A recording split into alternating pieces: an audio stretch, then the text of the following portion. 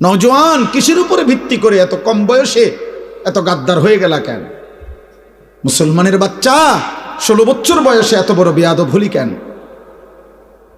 যাদের কপালে নামাজের সেজদা নাই, তোর চাইতে নিকৃষ্ট বেয়াদব, তোর চাইতে অসভ্য এই নওজোয়ান, আসমানের নিচে জমিনের উপরে সেজদাবিহীন যুবক মুসলমানের বাচ্চা, তোর চাইতে বড় বেয়াদব আল্লাহর জমিনে আর কেউ নাই বেটা। তুই নিকৃষ্ট বেয়াদব বেটা। আমি বললাম বেটা, তুই আমার বিরুদ্ধে স্লোগান দিস,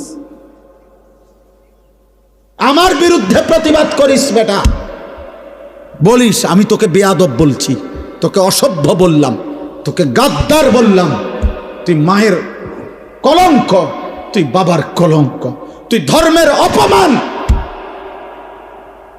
কোরআনের অপমান, তুই আমার নবীর 23 বছরকে অপমান করলি।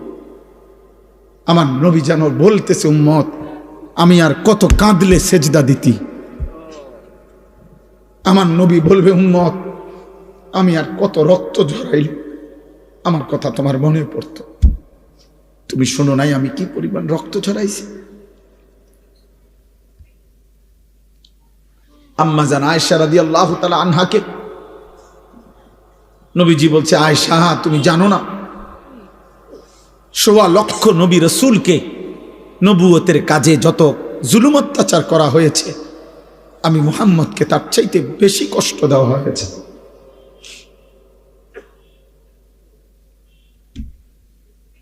লাকাদ উযিতু ফিল্লাহ মা উযিয়া আহাদুন, আমাকে যে পরিমাণ কষ্ট দেওয়া হয়েছে আয়েশা, কোন নবীকে এত কষ্ট কেউ দেয় না।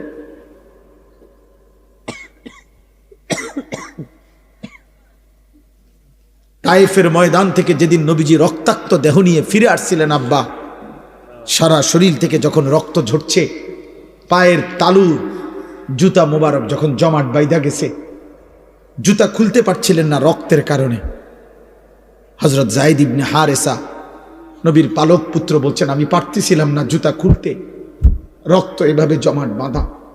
এই রক্ত মাখা দেহ নিয়ে আমরা কিতাবে পড়ছি